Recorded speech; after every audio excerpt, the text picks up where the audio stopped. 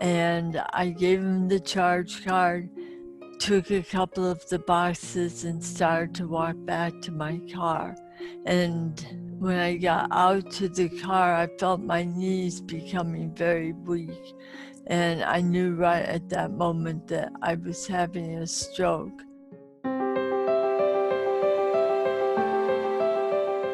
Welcome to Stories of Hope in Hard Times, the show that explores how people endure and even thrive in difficult times, all with God's help.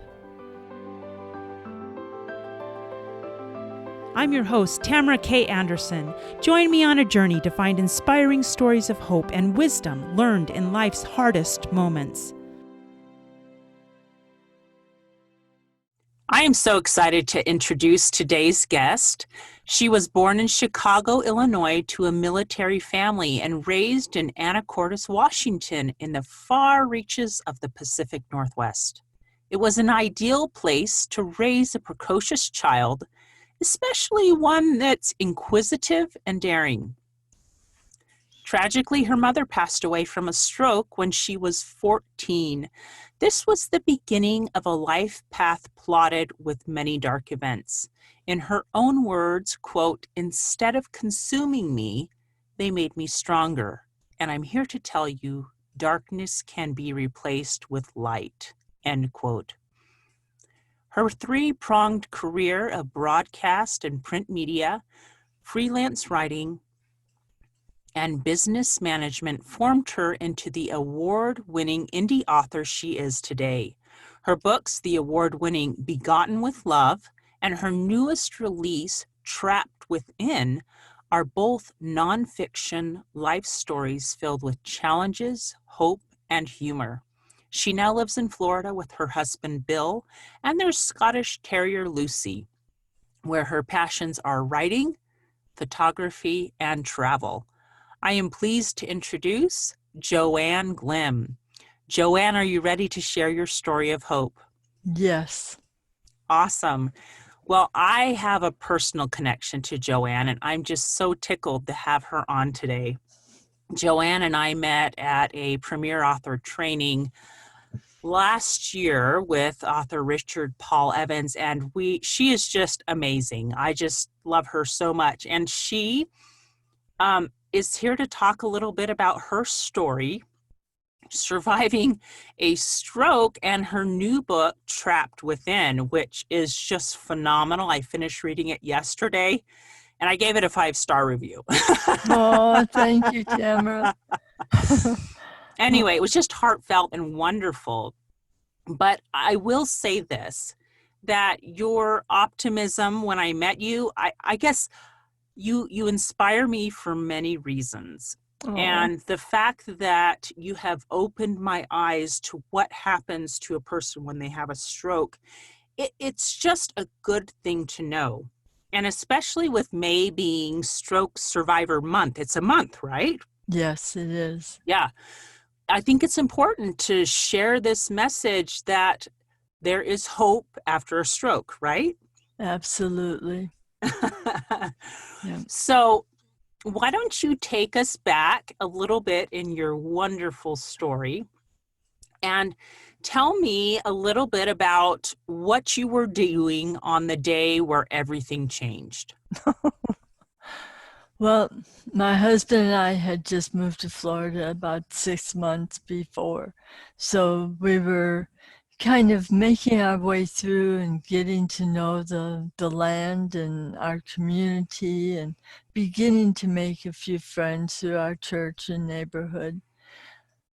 And we wanted to continue to work, but more on a part-time basis. And one of the things I had done for 16 years was work for Kelly Services. So obviously when I got down here, I made contact with the Kelly offices. And because I had been with them for so long in a management position, I was able to really pick and choose the assignments I wanted. So I ended up over at Tropicana for a one-day assignment. Mm-hmm. And in the morning as I was driving over there, I was just kind of going through the checklist in my mind as to what programs they use and what I may be facing from what they had told me and how I was going to take care of business. And things went very well in the morning. But then at lunchtime, there would been a bit of a problem where the secretary had not sent in the request for, I think it was either 12 or 13 boxed lunches. So here they were with all these people in the conference room and no food. So I raised my hand and said I would take care of doing that and go over and pick them up. And to make a long story short, when I got over there to pick up the sandwiches and the rest of the food, I went up to pay for it, and I wanted to say, "How much do I owe you?" And it came out sounding like Russian. Oh And no. oh, it was not a language I understood, and either did the person waiting on me. So I just kind of looked at him and he just kind of looked back at me, and I swallowed hard and I tried to say it again in the same thing. So I just took the check at the charge card and pushed it over to the side to give it to him. And at Wow. Now, that, can I pause you right there and ask, sure, is slurred language one of the first signs of a stroke? it can be, yes, yeah. The use of your limbs on one side, the drooping of your face, um, yeah, those all can be signs. Confusion. Um, I I found that I was still able to walk, and I gave him the charge card, took a couple of the boxes, and started to walk back to my car. And when I got out to the car, I felt my knees becoming very weak. And I knew right at that moment that I was having a stroke. Mm. But because I'm so used to being a take charge person, I'm Mm-hmm. like, okay, here's where I am. It's only 4 blocks back to the office. I know I can stay in the right hand lane. There had been a major fire in town of a large area, so there was a couple of acres of land that were just burnt to ash, and I could pull off there if I really felt like things were going to go south. And so I drove myself back to the office. Now, I would suggest to anybody who has any symptoms at all, do not do what I did. Yeah, right? Yeah, it's not the best idea. So, but I So, what should you do if you feel the symptoms of a stroke? call 911. 911 immediately. Immediately. As if you are witnessing something like that and you think someone is having a stroke, ask them to smile. And usually, if they try to smile, if you know them, you'll see their smile is crooked because one side or the other will be affected. Um, Mm, okay. and it's like if the if the stroke is happening in the left side of the head, then the right side is the side that's affected and vice versa. Oh, wow. Oh, so call 911 or have someone call 911 for you. Yes. Yeah. But you ended up driving yourself to the hospital. Well, yeah. Yes, I did. Joanne, you crack me up. Well, it made perfect sense to an adult mind to do Mm-hmm. that. And if you're used to making decisions, you're going to follow through on who you are Mm. because you do not see everything that's happening to you. There's parts of you that still feel that you're perfectly fine and Mm. you're in control. I mean, I don't know too many people that do not think that they are in control of their life. No, that's true. That's true. We all kind of feel like we are. In fact, that's one of the things you learn from this, and we'll have to talk more about that a little bit later. But why don't you talk to me a little bit about what you were thinking once you knew you were having a stroke? I know you thought of your mother because she died of a stroke. How old was she? She was 51 in a few months. Yeah. Yeah. And you were 52 when this happened? Yes. My Yeah. goodness gracious. And Wow. I did not think it, I lived smugly for most of my life because my mother smoked, she was overweight, she didn't exercise, and she had high blood pressure. I eat healthy, I exercise, well, I'm not as thin as I was then, but I'm still on the thin side. And so I really thought I was home free, Hmm. but mine was caused by a hemorrhagic rather than a blood clot, Mm. and which means that there was a weakening in one of the arteries in my brain. Wow.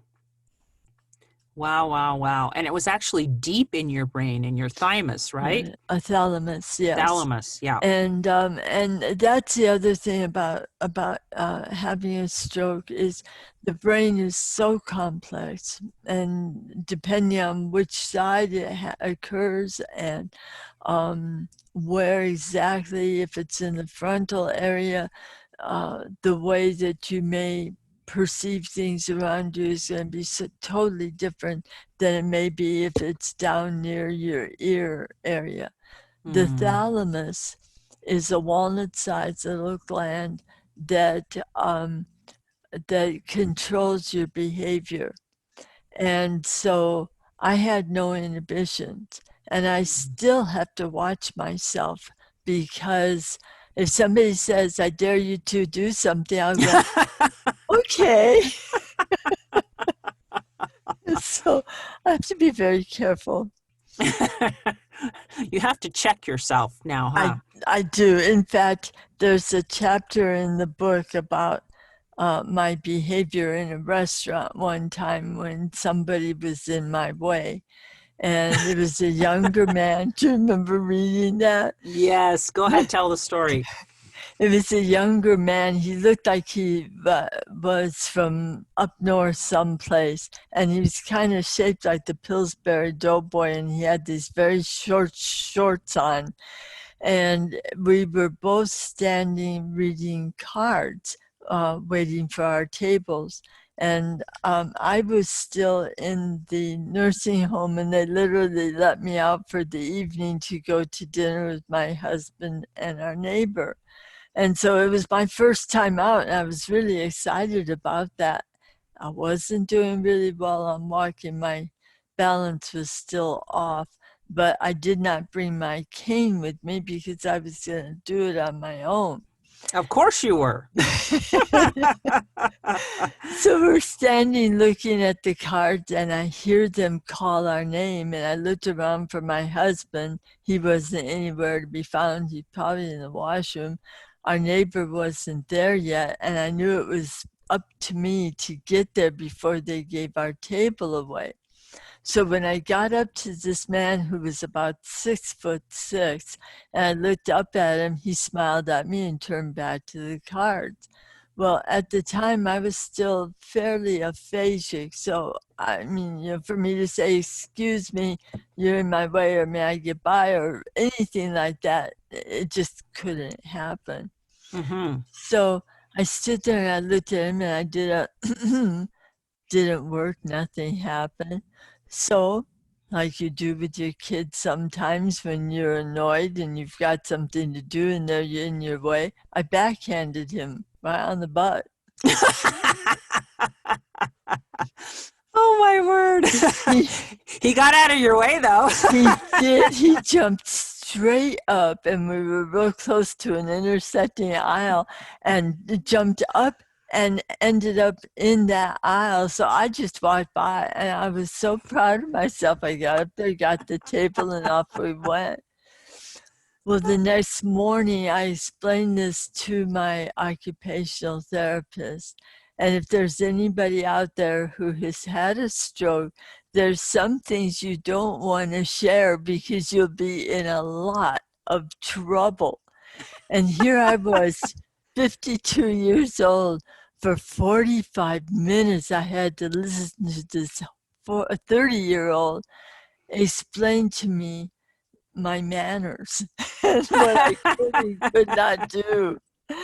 Oh, Oh my goodness, that is so funny. But it gives us a taste of what people may or may not be thinking about once they have a stroke, right? you're absolutely right. Yeah, Yeah. it can affect their inhibitions. Yes. And So, there's many things people don't realize. They see the physical and they know that the physical is really hard to overcome. And some people never come all the way back. And most of us, if you ask any of us, we will tell you we are not the same person that we were before, even though you may not see the things that we're still struggling with. They're there. But the thing is there's also as large a battle, if not larger, for the mental portion of it and the spiritual. why don't you talk to me a little bit about those physical battles and those spiritual, emotional battles that happened after you had the stroke? Well, the physical, um, it was, I still have no recollection of my time in the hospital.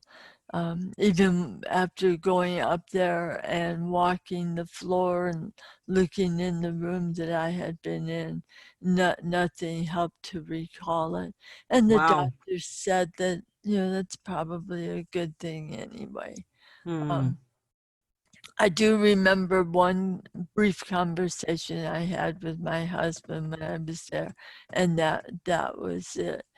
But I started to get snippets of information or seeing somebody and remembering it for a little while when I made it to the rehab facility. Mm. I spent 3 months there, and the people were wonderful. They were truly a lifeline. The physical therapists, the medical staff, everybody, they were absolutely phenomenal. Oh, what a blessing. So, what were some of your physical challenges then, Joanne? Why don't you talk us through where you struggled and what you had to regain and rebuild? I was totally paralyzed on my right side. I couldn't walk. I couldn't talk. I was aphasic. I had double vision so badly that I couldn't count how many people I saw in a row. Mm. Um, and that took a long time to come back from all of those. And it's such a slow process. When I was at the rehab facility, day after day, I would see my arm where it had been propped in an upright position. And it was my job to work on trying to get my fingers to move. And it took a long time before that finally happened. And I don't want to tell the story about that because I want people to be able to read it and enjoy Oh, it. it's so funny. I laughed out loud when I read that. So, if you want to hear the funny story of Joanne moving her hand for the first time, you need to go get her book, Trapped Within. We'll put the link in the show notes, but it's fantastic and it will make you laugh. It's so cute. And it also shows the how fun some of the nurses and therapists were that you got to work with there, you Yeah, know. they were phenomenal. They became like family. Mm-hmm. Absolutely. So learning to move your hand again, Right. learning to talk again, learning to walk again. Tell me what you were experiencing inside. Tell me about that battle going on inside of you. One of the battles, and this is more spiritual than the mental portion, although they both play a part, um, was just coming to terms that I was really in deep water. And there's no guarantee. When you have a stroke, there is no guarantee as to how far back you can and will come, no matter how hard you work. You Hmm. may not ever change where you are. The only thing that you can change is your attitude. Wow. And that takes a long time. But I remember one time just praying to God, not for Him to take this away from me because it can happen to anybody. Mm-hmm. And I've just never been a person with a why me attitude about Mm-hmm. anything. But I did pray that I needed Him to walk beside me through this because I didn't understand how to get out of this or what I needed to do to help myself get better. Hmm. Yeah. And How do you I'm back to full health, so I think He answered my prayer. yeah, how do you feel he answered that? Oh my goodness. In so many ways, and one of them being um, just allowing me to appreciate and recognize some of the small steps that people take for granted when you're a stroke survivor, how important it was. For example, every morning when I would go to brush my teeth, I would forget that I could not use my dominant hand, which was my right hand, which was now the Oh. hand that I could no longer use. Mm-hmm. And so I would try to pick up the toothbrush with my hand and I would get it in there and then I would try to brush and I would get maybe one, possibly two brushes and watch the toothbrush hit the floor in the bathroom. Oh, no. And it's So not like you want to pick it up at that point and stick it back in your mouth. exactly, yeah, yeah, it would be an instant phone call to my husband to bring me a new toothbrush. And I have to say, my husband was absolutely amazing. He would come over every morning with a new toothbrush. He would help to put my makeup on, so that I felt comfortable before going up for physical therapy. Oh, I just thought that was pretty, and he was good at it. He really, wow. yeah, he really got down the mascara. He got that down really good. Wow. That has got to be hard to do on somebody else. I can't Yeah, even imagine. yeah, yeah. But yeah, he's one of the good guys, that's for sure. Oh, that's wonderful. So perhaps an answer to the question is count the baby steps as progress. Oh, just shout it from the rooftops Yeah, yeah, because that's how hard it is to accomplish the little steps. yeah. No, I understand a little bit of that because we had the same baby step goals with my children and their autism. Yeah. Things that were maybe little to anybody else were huge for us. You know, if Mm-hmm. my kid could even say one word, I was like, woohoo! Exactly. Buy him a dictionary. He's Yeah, on I his know. way. I Yeah. know. So I understand that idea of being so happy for just little bitty things, Yep. you know. So you almost have to take what you're used to before and just completely change your perspective, right? Absolutely right. Yeah. And there, you do need to look at who you were before. Within seconds, you have lost you. You're Mm, gone. And there's no guarantee it's ever coming back. mm-hmm, And so there's a point in time where you need to grieve mm-hmm, because everything you had is lost. mm-hmm, But as you physically begin to regain your strength and your power, and you can begin to walk or talk or use your hands, you begin to realize that maybe I can do some of these things again, and maybe you can't.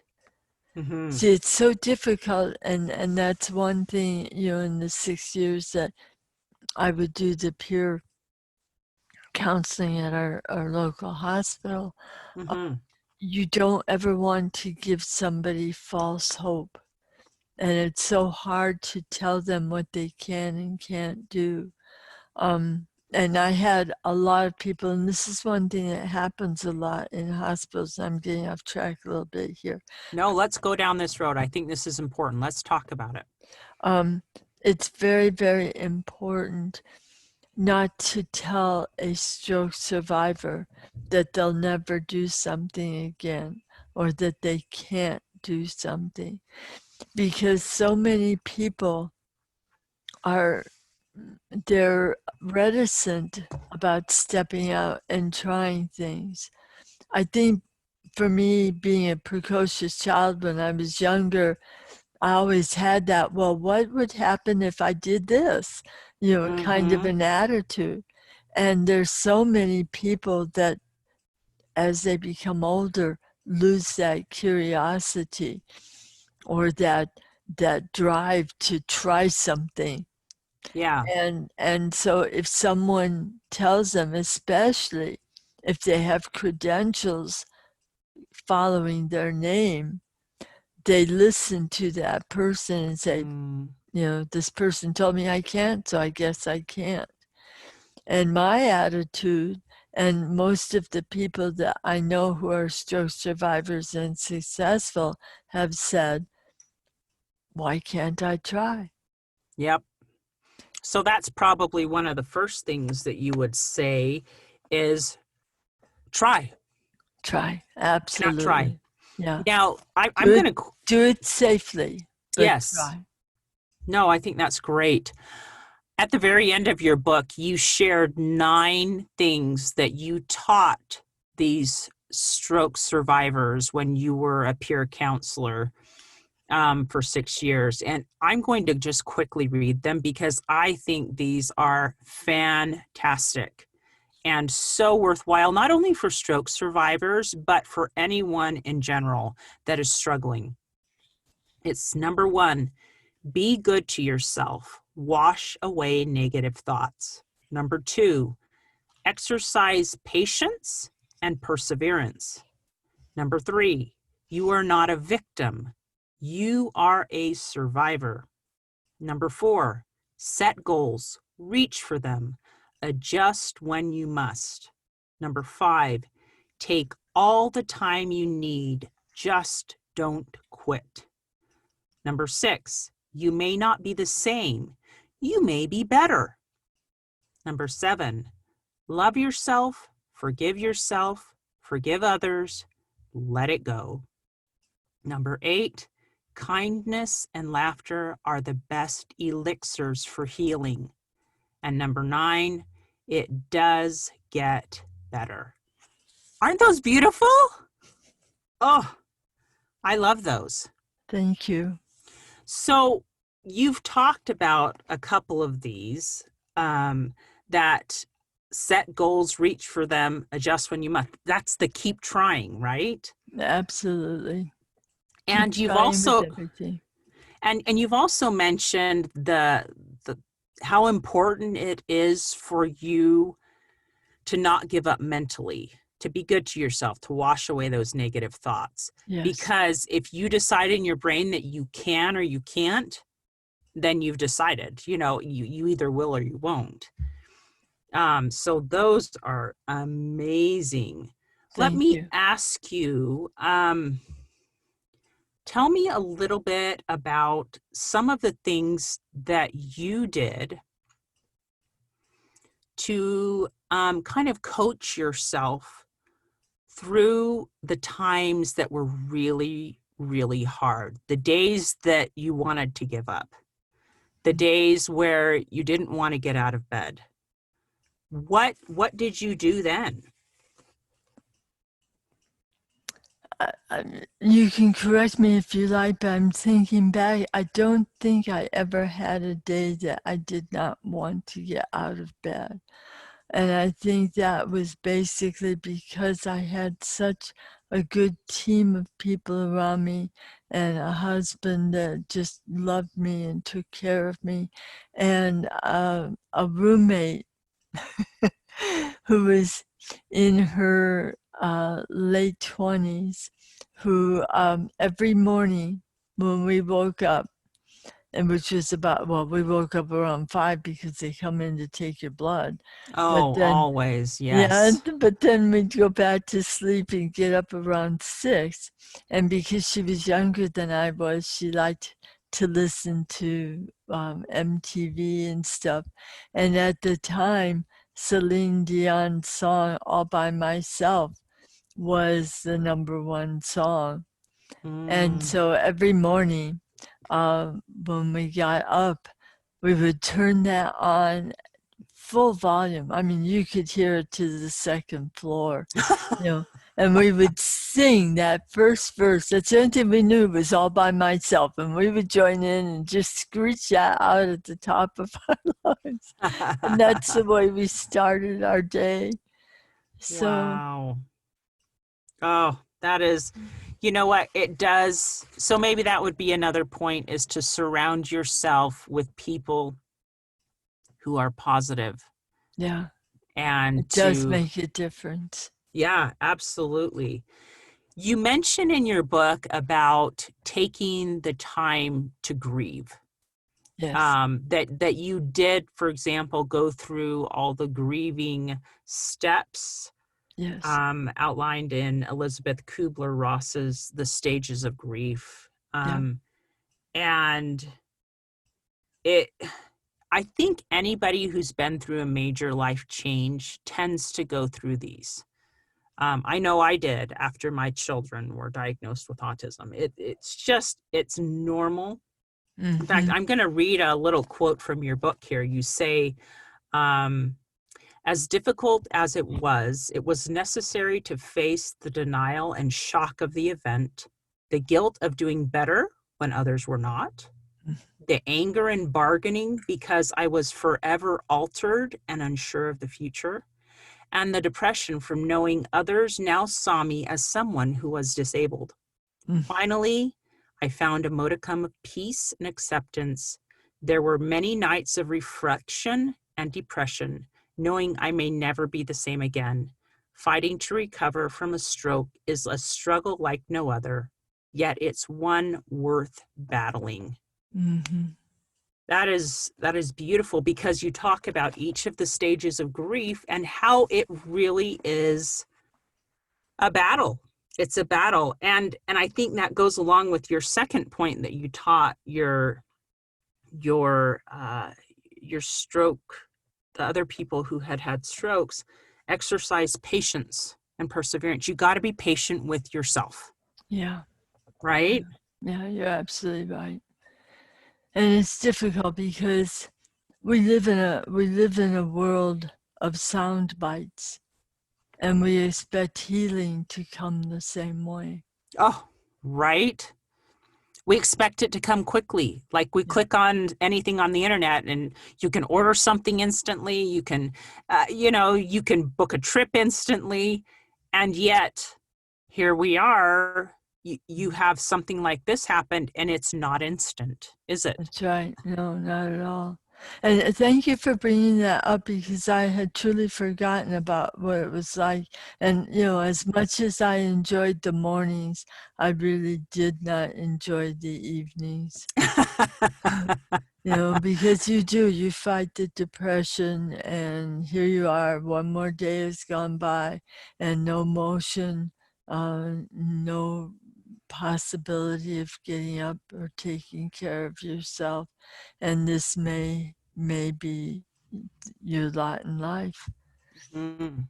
So, So do you think the advice then is, because often depression sets in when we're tired and we're worn absolutely. out. So you talk about the morning being very rejuvenating, the evenings after they've worked you to the bone with physical therapy, occupational therapy, Yeah, speech therapy, and you're taking such baby steps you don't even see them. You feel a little you feel discouraged. yeah, you're right. And so maybe the tip there is get your sleep as much as the hospital will allow, Yeah, right.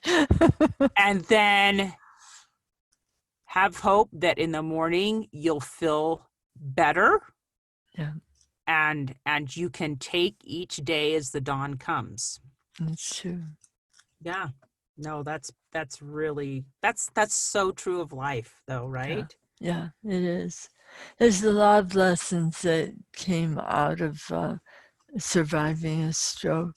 And that's one of the reasons that I wrote the book, was to try and dispel some of the mystery that's Mm, around having a stroke. It's something that all of us have heard the words. We may or may not have seen someone who's had a stroke. We may have somebody in our own family who may be sitting in a chair in their bedroom, listening to music as the rest of the family is enjoying being a family. And mm, there's no reason that they cannot be a part of that family. mm. Um, Even though they're a little compromised, if the rest of us find ways to help them. That, that's our cuckoo clock. We've had that. It's gone off for a number of years. So That's it's a happy sound to you it though, is. right? Oh, it is. I love it. But what I was going to say, my mother-in-law had also endured a stroke, and she was wheelchair bound.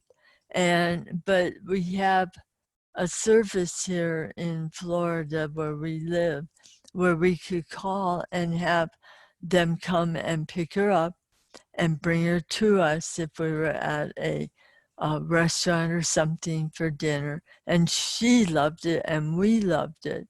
And Mm. if one of us was available, we could get on and ride with her so she wouldn't be alone. We could chit chat on the way. Oh, how wonderful. Yeah, it was. It was really great.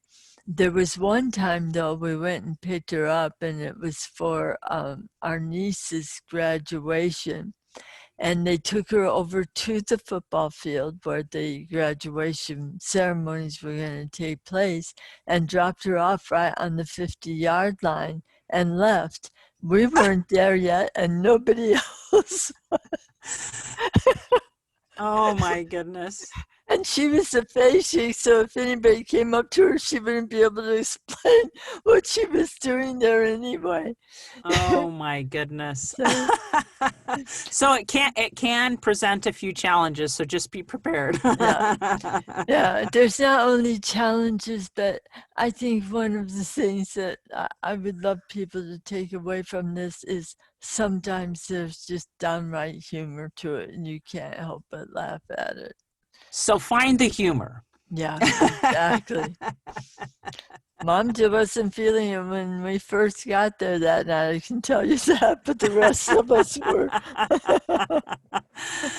She's going to take that football on the 50-yard line, huh? Awesome. Well, Joanne, let's take a quick break. But when we get back, let's dive into a couple of the other wonderful stories from your book, lessons perhaps from the ocean, or what your mother taught you. I think those would be fun things to talk about.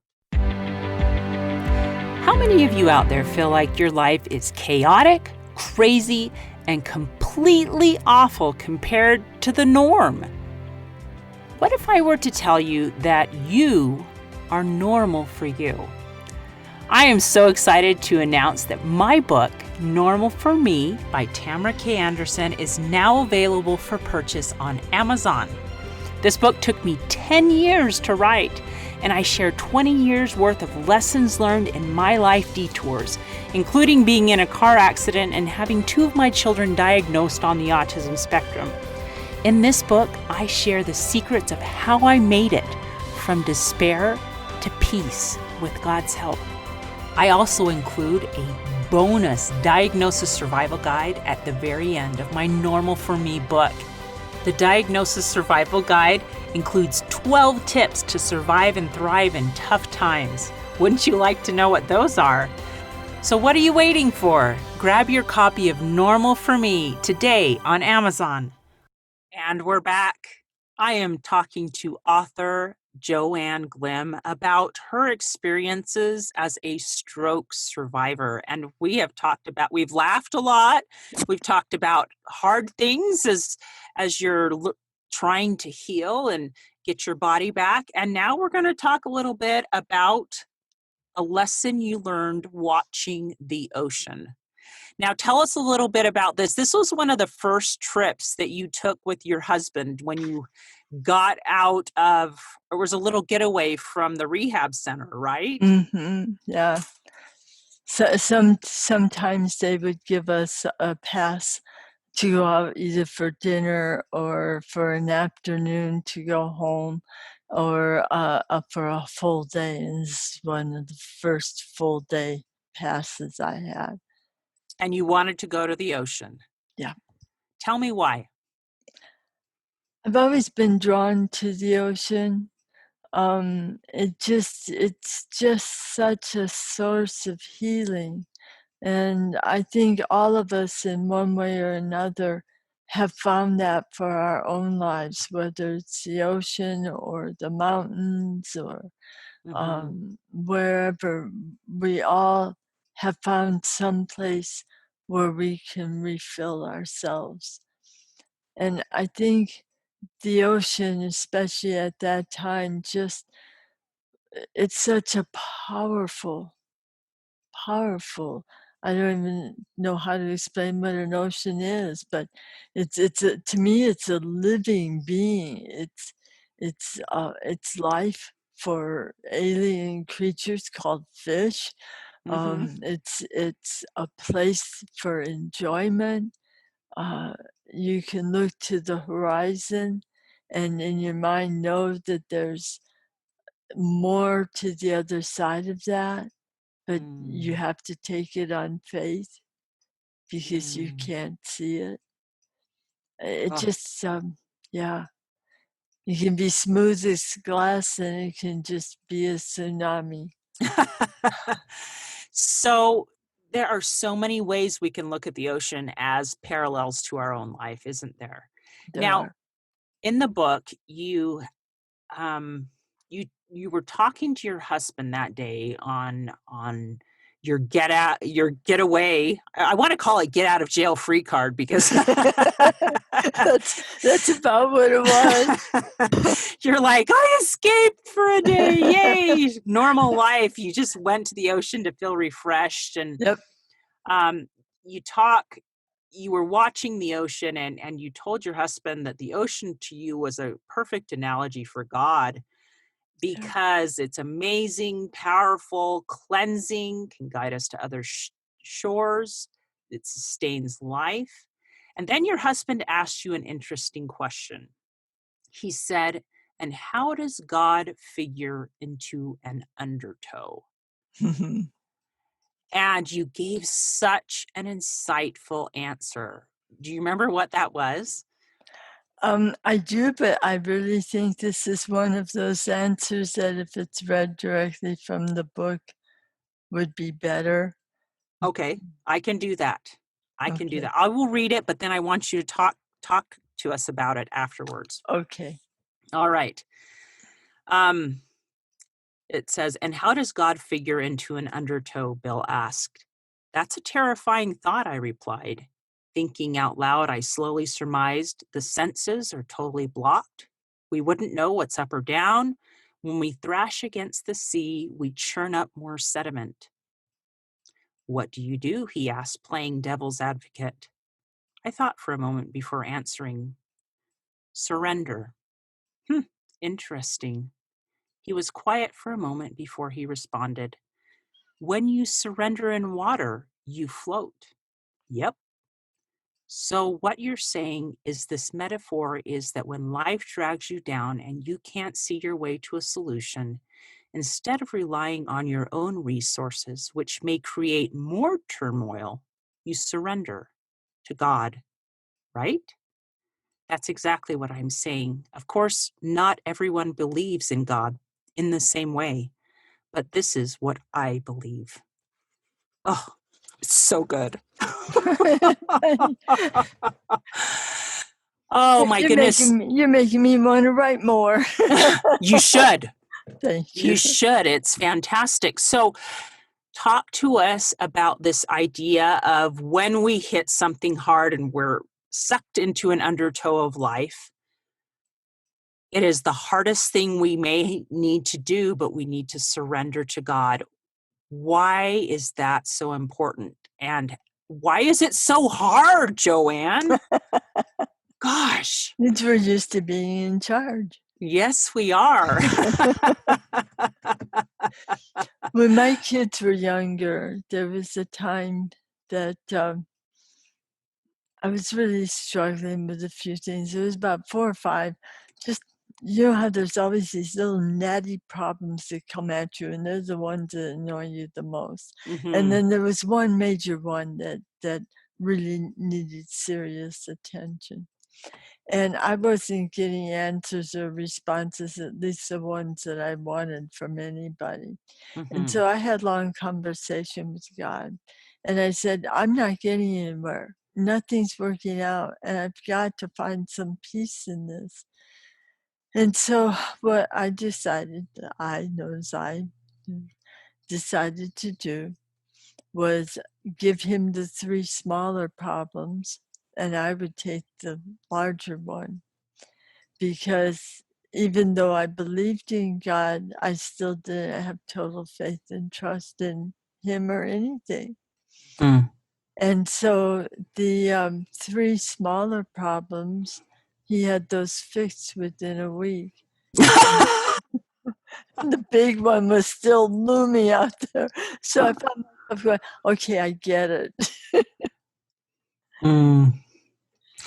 So you learned back then Yeah, that the best thing we can do with our challenges is surrender them to God. that's right.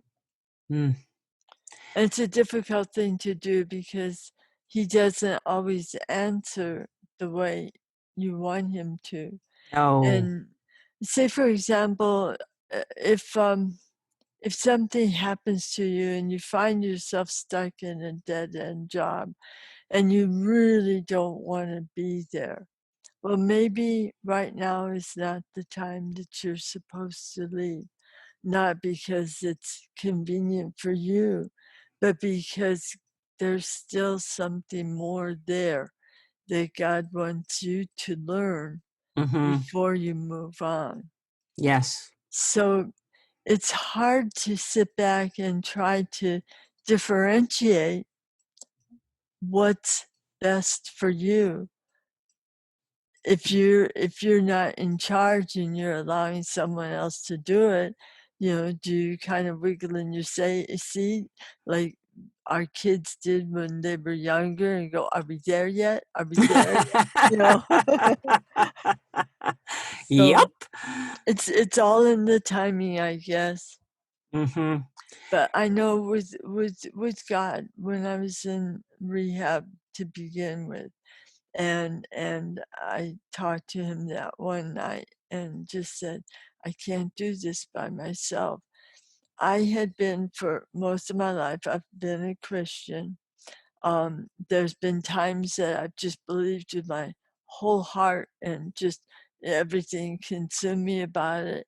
And then there were times like when my mother passed away and other things that were really hard like that, where I would literally walk away, and I'd be angry, and I could last for a few years. And Mm-hmm. then I would realize this isn't working, and it's just not where I should be. But but it's like when something like this happens, you have to reach out. You're not going to get through it alone.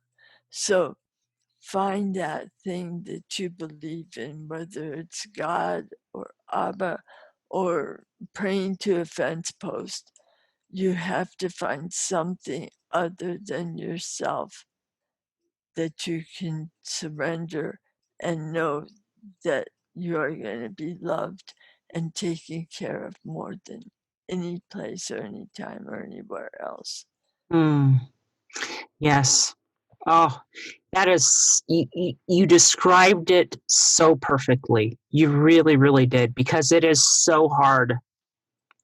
Because I'll speak, I'm also a little bit of a control freak. And so this concept of surrendering to God is so, so hard. It's easy to talk about, but it's really hard to do, especially when you're in a life-changing situation. Yeah. You know, but it is that idea of it is the undertow is a perfect example of it. When you've thrashed around enough, you're either going to die or you've got to surrender and let God pull you up as you float, right? Yeah, absolutely right. And he will Yeah. get you through it. Yep. He Yeah. will. You Yep. just got to trust that. Yep. Oh my goodness. Now, one of the gifts that God blessed you with when you were healing was you were able to have a conversation with your mother who had passed on. Yep. And you hadn't heard her in a while. And why don't you tell us a little bit about that conversation and what she taught you? Well, mom came to me in a dream, and it was great. It was wonderful to see her and everything. But she was there truly to help me because I was really struggling with trying to heal and some of the things that were happening in my life. And one of the things that she told me is to count my blessings, that I have so many. And just like when you're beginning to accomplish something and you look at the minor things that are happening in your life, celebrate them with every fiber that you have in you, because it is a big deal. And it's the same with your blessings. It may be a child that just runs up, and not right now because of the virus, but would run up to you and give you a hug around your knees. Mm-hmm. That's a blessing, to feel that kind of pure love, and so you need to sit back and look at everything that you have, even if it's just the ability to look out your window and see the sunshine, or to watch a rainstorm, whatever, you're okay. And that's a blessing in itself. Mm. And another thing that my mother told me during this dream was, you cannot change things in your life and leave a void. And I think this is true with so many things that we try to change and we fail at, is because we threw it out. Might have been something we really liked, like eating chocolate. Um, I you know, like eating chocolate. yeah. and saying, okay, I'm never having chocolate again. Well, you can't just take that away and leave a void. You need to refill it with something that's positive, Mm, something that you like just as much, but may be better for you. mm. Although I can't think of anything better than chocolate. I'm with you on that one. I like my chocolate. Maybe you pick a more healthy chocolate. That's true. Yes. Yeah. Oh my Mm, goodness. But I like that concept because it's so true. I was just thinking of the ocean again and how if you dig a hole in the sand and a wave comes, it fills your hole with water. And so when you create a void, it has to be filled. And that's just like a universal concept. And so if you're removing something from your life, be sure that you have something to fill it afterwards. And counting your blessings is a good thing to fill a void with, right? absolutely right. Mm, Yeah. wisdom here, wisdom. Now, your mom also told you something interesting about a concept called that she called shadow angels. Mhm. Could you tell us what that means and and why she told you about that? I think because a lot of times in life, we don't look at the people who really support us and care for us. And not just the people that we know that are in our family, but someone who, for example, this is one of the things that happened when I was in rehab. Um,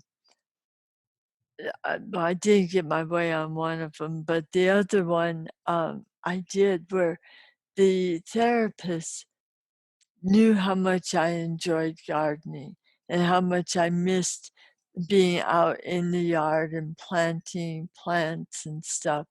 And so what they did was one afternoon they went over to like one of the stores and bought potting soil and nice little pots that we could put plants in, and then some pretty flowers. And that was what I did for occupational therapy that afternoon. So Mm, I was still working my hands, working my mind to make sure I was doing it in the proper order, and just filling my soul with the joy of seeing something so pretty. mm-hmm, So what she was explaining to me is these are your shadow angels. The person that sees you struggling getting something in your car and just gives you a little extra boost. mm, Um, People that don't have to go out of their way for you, but do, without expecting anything in return. And it just dawned on me that we can also be the same for people that are around us. mm, mm-hmm. It's like God planned us to help each other. We weren't meant to be alone. We were meant to live life loving and helping and supporting each other. It's almost like when you're a shadow angel, you are God's hands on the earth. You know, you're the answer to someone's prayer. You're absolutely right. So, oh, Yeah. and thinking of these people helps you to count your blessings. Yes, it does. Absolutely. Oh my goodness. Joanne, you are just amazing. And what you've overcome and accomplished is unbelievable. Um, if you meet Joanne, you will see that she can walk, she can use both of her hands, you can hear that she can speak beautifully. It's just, you have come so far. Grit and determination, my friend. But I still can't dance.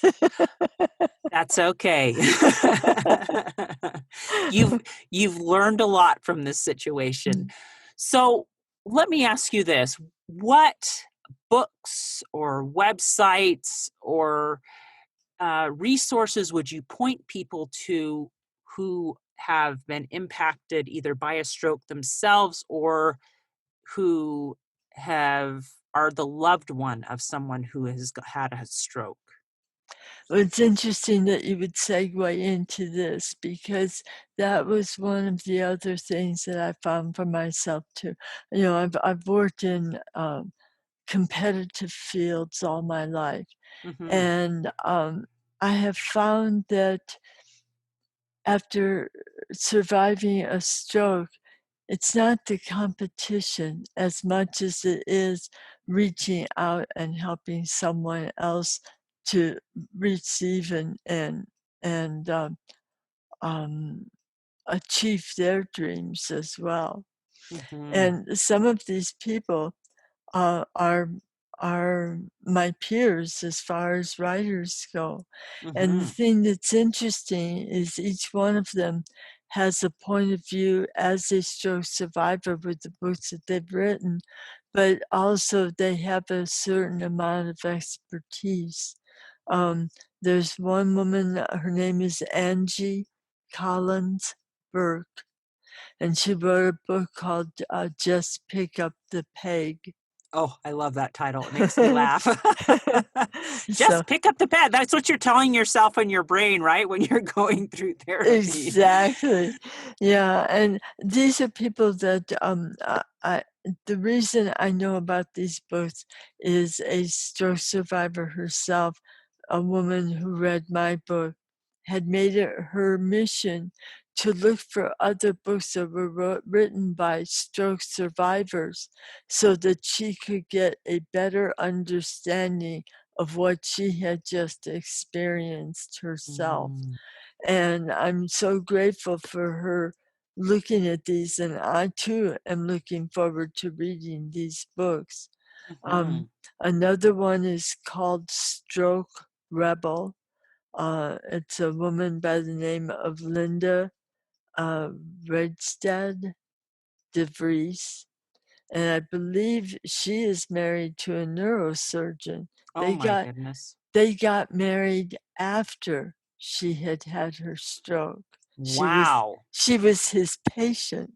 Oh my goodness. And So, that's one of your messages in your book is there is life after a stroke, right? absolutely right. Yeah. There's another one called Suffer Strong, and that was written by Jay and Catherine Wolfe. Mm, wonderful. We will list each of these in the show notes, and we'll also have a link to them so you can easily find it. So, Perfect. Yeah. And the other one that they have a magazine and they have a section where um, you can write for questions and it's just a very active site. And that is the American Stroke Association. oh, So, wonderful. yeah. And we will also put your book in there in our resources because Oh, my goodness, we've got Joanne's book for sure, Trapped Within. You can find it on Amazon or at any major book retailer, and we'll put a link to that as well. yeah. And just ask for it by name when you go to the bookstore and they will order it for you. The other thing too is if you enjoy being on Facebook, look under the groups that Facebook has on there for stroke survivors or for caregivers and survivors, and you will Mm, find a whole bunch of them that are on there. And each one is, they're all wonderful, but just like with anything else, you may be more drawn to one than the other. So look around and find the one that really fits you and what your needs are. absolutely. That is perfect. And question, where can we find you, my dear? Where can people connect with you online? Well, I'm on Facebook, and I don't even know my Facebook name. I think it's I will link it in the show notes. Don't you thank worry. you. I appreciate that. But I do have a website, and I do know that, and that's www.joanneglim.com. Wonderful. And one of the amazing things on Joanne's website that I'd love to point you to, other than her book, which is absolutely amazing, is she has designed a set of note cards that are uplifting and inspiring. Joanne, tell us about these cards because they are phenomenal. I've seen images of them and I'm just so excited. I can't wait to get me some. Thank you. Well, these are cards that I had someone suggest to me that we do a 30-day calendar when Chapter Within first came out last September. Mm-hmm. And when I looked at the different sayings that we had taken from the book to do the calendar, I thought if we leave it only as a calendar, it's going to be gone. And I Mm. started looking at it and working on it and realized that there were 5 different segments of healing, and there's 6 cards in each one of those segments. So it makes up 30 days if you wanted to collect the full series Oh, of cards. So and these cards are applicable not only for someone with a stroke, but they are just uplifting motivational cards that you could send to anybody who is struggling. Now, there are some that are very stroke specific, but they are just amazing. thank you. I really appreciate that. Yeah, and you said that you also are going to have them available as posters, right? Yes, yeah, that's the next step because we're thinking there's so many people who are aphasic that when they're in a rehab situation and they're with a speech therapist or any one of their therapists or even a doctor, if they could point to one of these, it may help the people that are helping them understand what they're struggling with at that moment. It Mm-hmm. might not be the physical that's holding them back as much as the mental or the spiritual. And Mm. that may be able to help them so that they can continue to heal. Mm, so smart. Anyway, wow. So be sure to visit Joanne's website, www.joanneglim.com. We'll have it again in the show notes so that you can find these amazing note cards. And Joanne, you have a giveaway that you wanted to give to the listeners of the Stories of Hope in Hard Times podcast. Why don't you tell us about this giveaway? Well, I'd like to give away one of the books, and then I'd like to take 5 of the cards, one from each one of the categories, and give one to each listener. So there actually would be 6 different things that you may be able to win. Wow. So she has 6 things. So be sure when this launches on Facebook to comment in the section below, and that will enter you in to get one of these 6 items, either the book or one of the 5 cards, so that you can have a piece of this inspiration that Joanne has shared with us today. And it's an opportunity to win one of them. We're not giving one to each person who's listening. Yes, yes, very good. Thank you for clarifying. Oh my goodness. Well, Joanne, this has been so fun, not only to just chat with you because we're friends, but also thank you for sharing so much wisdom. Thank you for sharing your humor and your wit. Thank you for being willing to share your story. One question before we conclude. What would be your parting thoughts to someone who is struggling right now? You're not alone. You're Mm, not alone. There's a lot of people out there that truly understand what you're going through. You just need to reach out to us. We're all there. We're on Facebook. We've got websites. We'll be there to help you through. And never stop to think that if you think you need therapy, physical, mental, spiritual, always pick up a phone or call or ask someone for help. And don't ever quit. mm. Beautiful. Oh my goodness. Well, I can't say anything better than that. Thank you again for sharing your story. And to my listeners, don't give up, hang in there, and hope on. Hey, thanks so much for listening to today's show. I know that there are many of you out there that are going through a hard time, and I hope you found things that have been useful today as you listen to the podcast.